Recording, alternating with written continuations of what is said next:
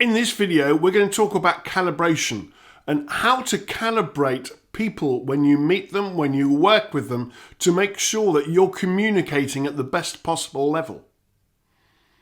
One of the ways to do that is to keep in peripheral vision.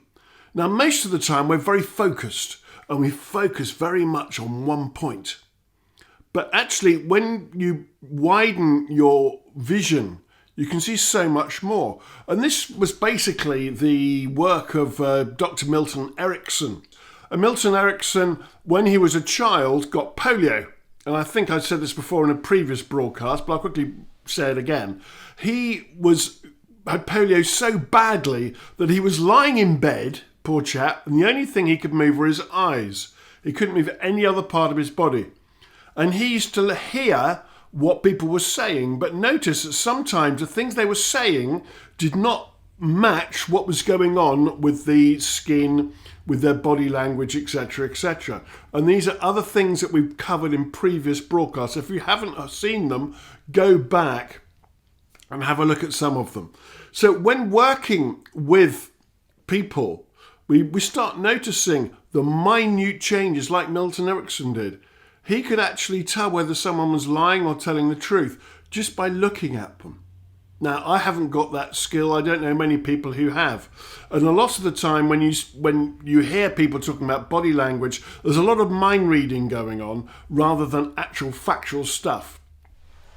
But when Milton Erickson was paralyzed through polio and he started recovering, and he watched his baby sister learn how to walk, and his observation was so acute that he actually could see the individual muscles that child was using to get up and walk. And so he started modelling and copying exactly what his baby sister did and calibrating how each section, each part, each step worked. And he taught himself how to walk again. So calibration and observation is really, really important. And today, all I want you to do is to do a very simple exercise with me.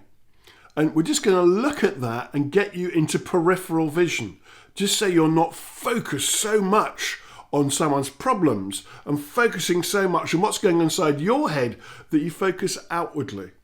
I'm often told by people that I notice too much because I can go to a party, I can go to a drinks, I can go to a cinema, I can go to the supermarket, and I can actually tell more or less who's in a really good mood and who's not just by looking at them. I can tell when people are upset. Quite recently I was with some friends, and there was one lady there who was going through a tough time, and I just caught her eye. And she just went like that, like, can you come outside for a quick chat? And no one else had noticed. And I said, are you all right? And he said, no, my head's in the wrong place. And you can just tell just by watching everything. So here's the quick experiment I want you to do. And I want you now, just obviously, if you're using machinery or driving, please don't do this. And then, why are you watching if you're driving a tractor or a car? But make sure it's safe to do so. All I want you to do is find a point on a wall, a ceiling, or some object a fair distance from you. 20 foot, say.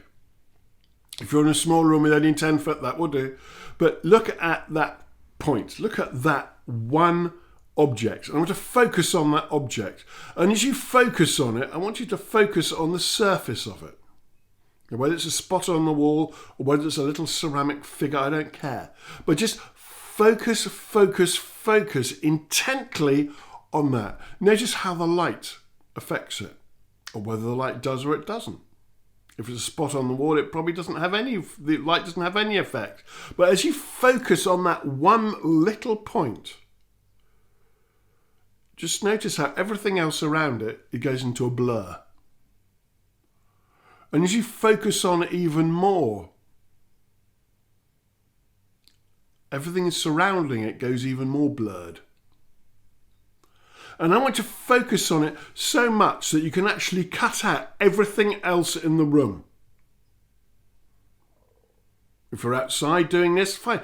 Just blot out everything else because you're focusing on that one little point. And as you focus on that one little point, just notice how everything else goes blurred. And often we do this in our own lives. We do this when we're focusing on things too much and we miss the other stuff that's around. So as you focus on that, I'd like you now just to relax your focus. Keep looking at it. And I want you to look at 6 inches either side. So you've got your focal point. Keep looking at it and relax your focus so you've got 6 inches either side of it. Now increase that to a foot. Still focusing on it. And notice how, as you look at it, you can't really see stuff right on the edges because that's still blurred. And now come out 5 foot. And as soon as you do that, you're still looking at that one point. And as you do that, things come into focus. You can still see that little thing that you were looking at the beginning, keeping your eyes focused on it, but relaxing, and you're going into what we call peripheral vision. And now go right out to the extremities, noticing everything around you. Notice what's above. Keep looking at that point. What's below it? What's to the left? What's to the right? As you look at that thing, how many red things, objects or colours, can you see in front of you? Don't take your eyes off that one point. Now, some of you may find this difficult at first, but as you look, how many red things can you see?